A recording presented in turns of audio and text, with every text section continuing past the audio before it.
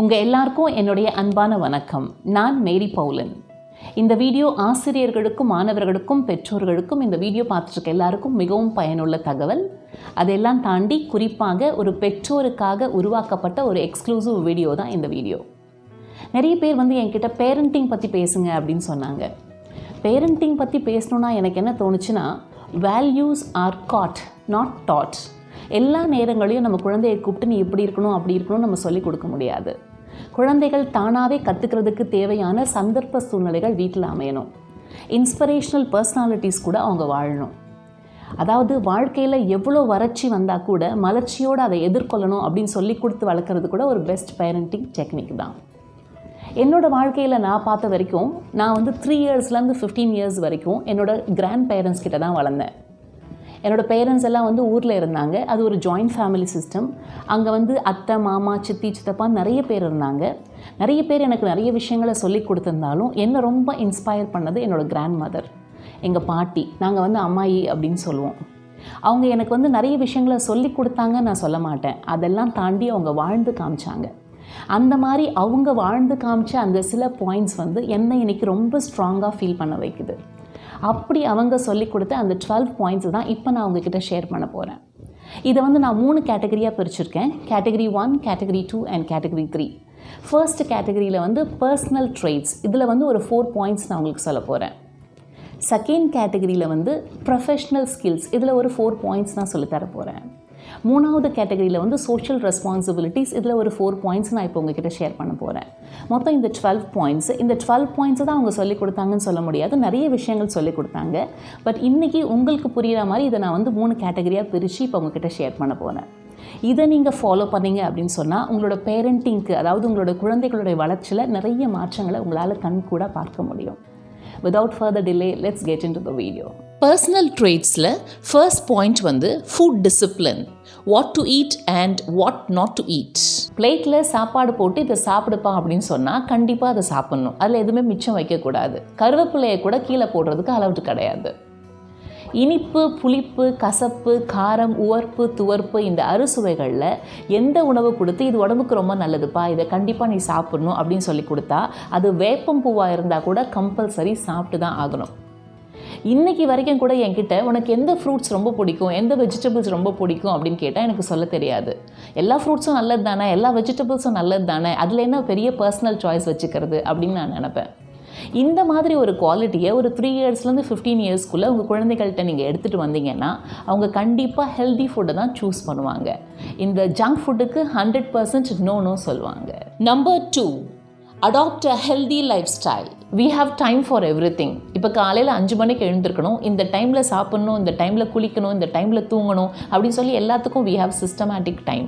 இப்போ ஸ்கூல்லேருந்து வந்த பிறகு ரொம்ப நேரம் ஒரே இடத்துல அப்படியே ஸ்லக்கிஷாக ஒரு 3 ஹவர்ஸ் 2 ஹவர்ஸ்லாம் உட்காரதுக்கு அளவுடே கிடையாது. வாட் இஸ் நெக்ஸ்ட்னு மூவ் பண்ணிக்கிட்டே இருக்கணும். ஒரு பொருளை எந்த இடத்துல எடுத்தாலும் அதே இடத்துல திருப்பி வைக்கணும். எப்போதுமே மற்றவங்களே டிபெண்ட் பண்ணியிருக்கக்கூடாது. நம்ம வேலையை நம்மளே செய்யணும். இது கேட்குறதுக்கு பார்க்குறதுக்கு ரொம்ப சிம்பிளாக இருந்தாலும் இந்த லைஃப் ஸ்டைலை உங்கள் குழந்தைங்கக்கிட்ட நீங்கள் ப்ராக்டிஸ் பண்ணீங்க அப்படின்னு சொன்னால் அக்ராஸ் த குளோப் அவங்க எங்கே இருந்தாலும் ஒரு ஹெல்தி லைஃப் ஸ்டைலை அவங்களால 100% லீட் பண்ண முடியும். Number 3, telling lies not allowed. One lies enough to question all truths அப்படின்றது நம்ம எல்லாருக்கும் நல்லா தெரியும். அதாவது ஒரு சின்ன பொய் சொல்லிட்டோன்னா கூட அடுத்தடுத்து நிறைய தவறுகள் நடக்க வாய்ப்பு இருக்குது அப்படின்றத என்னோடய கிராண்ட் மதர் நல்லா புரிஞ்சு வச்சுருக்காங்க போல். ஒரு சின்ன பொய் சொல்லிட்டாலும் பனிஷ்மெண்ட் ரொம்ப சிவியராக இருக்கும். அது மட்டும் இல்லாமல் அவங்க என்ன சொல்லுவாங்க தெரியுமா, நீ உண்மை சொல்லிட்டுனா அதை ஞாபகம் வச்சுக்கணும்னு அவசியம் இல்லை, ஏன்னா எப்போதுமே உண்மை ஞாபகத்தில் இருக்கும், மனசில் இருக்கும். இதே நீ பொய் சொல்லிட்ட அப்படின்னு சொன்னால் கண்டிப்பாக அது மறந்து போயிடும். ஆஃப்டர் 2-3 இயர்ஸ் யாராவது அதை உங்ககிட்ட கேட்கும் போது நீ மாற்றி சொன்னீன்னா உன் பேர் கெட்டு போயிடும் அப்படின்னு சொல்லுவாங்க. அதனால் நீங்களும் உங்கள் குழந்தைங்க பொய் சொல்கிறத அலோவ் பண்ணவே பண்ணாதீங்க. Never allow children telling lies at all. Number 4, put God first.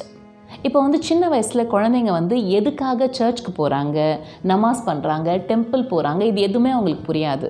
அவங்க உங்கள் கூட போவாங்க, டெம்பிளில் இருப்பாங்க, சர்ச்சில் இருப்பாங்க, நமாஸ் பண்ணுவாங்க, வீட்டுக்கு வந்துடுவாங்க. பட் ஒரு டைமுக்கு அப்புறமா கடவுளை புரிஞ்சுக்கிறதுக்கான விஸ்டம் அவங்களுக்கு நிச்சயமாக கிடைக்கும். இதை சின்ன வயசுலேயே ப்ராக்டிஸ் பண்ணலன்னு வச்சுக்கோங்களேன், கடவுளை அவங்களோட வே ஆஃப் லைஃபாக எடுத்துகிட்டு வர்றது ரொம்ப ரொம்ப கஷ்டம். அதனால் always put God first and your children will never be lost. Category 2, இங்கே வந்து நம்ம ப்ரொஃபஷ்னல் ஸ்கில்ஸ் பற்றி பார்க்க போகிறோம். இந்த ப்ரொஃபஷ்னல் ஸ்கில்ஸில் 4 இம்பார்ட்டன்ட் குவாலிட்டிஸை பற்றி நம்ம டிஸ்கஸ் பண்ண போகிறோம். அதில் ஃபர்ஸ்ட் குவாலிட்டி என்ன அப்படின்னா start and finish. A good beginning maths a good ending அப்படின்றது நம்ம எல்லாருக்கும் நல்லா தெரியும். நாங்கள் வந்து சின்ன பிள்ளையாக இருக்கும்போது ஏதாவது ஒரு வேலை எங்களுக்கு கொடுத்தாங்கன்னா எங்ககிட்ட என்ன கொஷின் என்னோடய பாட்டி கேட்பாங்க அப்படின்னா, எப்போ முடிப்ப, ஏன் முடிக்கலை அப்படின்னு சொல்லி கேட்பாங்க. எப்போ முடிப்ப அப்படின்னு சொல்லி கேட்டாங்க அப்படின்னா நான் வந்து எப்போ முடிக்க போகிறேன் அப்படின்ற ஒரு டைமை சொல்லி ஆகணும். ஏன் முடிக்கலை அப்படின்னு சொல்லி கேட்டாங்க அப்படின்னு சொன்னால் அதுக்கான ப்ராப்பர் ரீசன் சொல்லி அதை ஜஸ்டிஃபை பண்ணி, அது ரீசன் வந்து ஜஸ்டிஃபையபிளாக இருந்தால் ஓகே, இல்லைனா கண்டிப்பாக அதை முடிச்சே ஆகணும் அப்படின்றதான் வந்து சின்ன வயசில் கொடுத்த ப்ராட்டப்பு.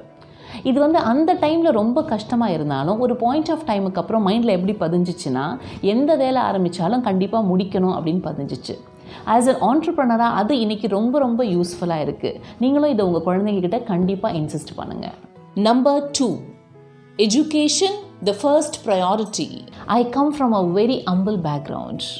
என்னோடய பாட்டி என்கிட்ட எப்போவுமே சொல்லுவாங்க, நீ நல்லா படிப்பா, நீ நல்லா படித்தாதான் உன் லைஃப் ரொம்ப நல்லாயிருக்கும் அப்படின்னு சொல்லுவாங்க. ஒரு 20-25 இயர்ஸ்க்கு முன்னாடி எஜுகேஷன் பற்றி, கோல் பற்றி, ஆம்பிஷன் பற்றி, கெரியர் பற்றி எனக்கு எதுவுமே தெரியாது.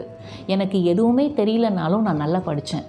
ஏன்னா என்னோடய பாட்டி என்னோடய வாழ்க்கைக்காக, என்னோடய படிப்புக்காக செஞ்ச சாக்ரிஃபைசஸ், அவங்களோட இன்வால்மெண்ட் இதெல்லாம் என்னால் மறக்கவே முடியாது.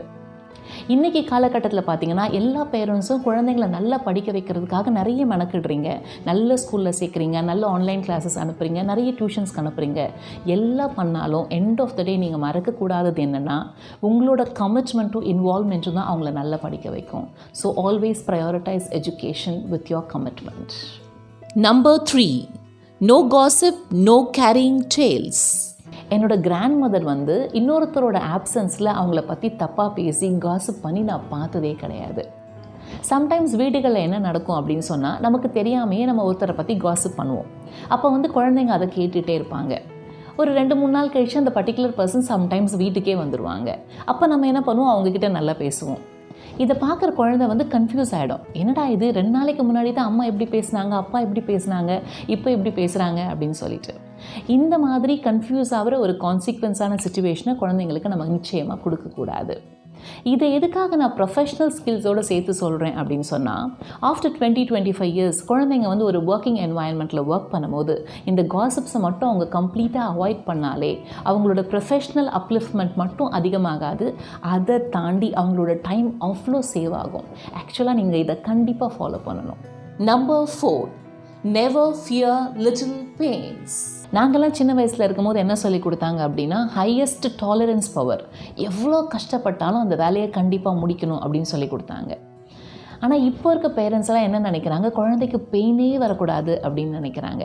ஆக்சுவலாக நீங்கள் அப்படி நினைக்கக்கூடாது. எப்படி நினைக்கணும்னா, ஒரு அட்வென்ச்சரஸான ஆக்டிவிட்டியை குழந்தைக்கு கொடுத்து அதில் எவ்வளோ பெயின் இருந்தாலும் அது மூலயமா அவங்களுக்கு கிடைக்கிற ஒரு ப்ளஷர், அதை முடிக்கிறது மூலயமா அவங்களுக்கு கிடைக்கிற ஒரு ப்ளஷரை அவங்கள வந்து அனுபவிக்க வைக்கணும்.